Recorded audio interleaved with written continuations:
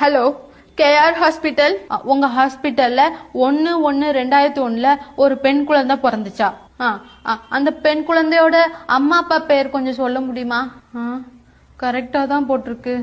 எனக்கு ஒரு டவுட். குழந்தை பிறந்ததும் நர்ஸுங்க எதுவும் தெரியாம இந்த குழந்தைய அந்த பக்கம், அந்த குழந்தை இந்த பக்கம் அப்படி எதுவும் மாத்தி வச்சுட்டாங்களா?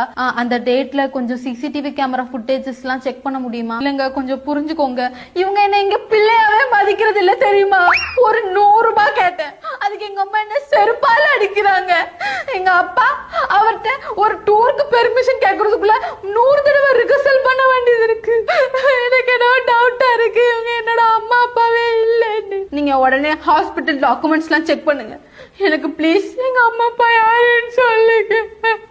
ஹலோ ஹலோ, கண்டிப்பா நர்ஸ் தான் மாத்திட்டான்.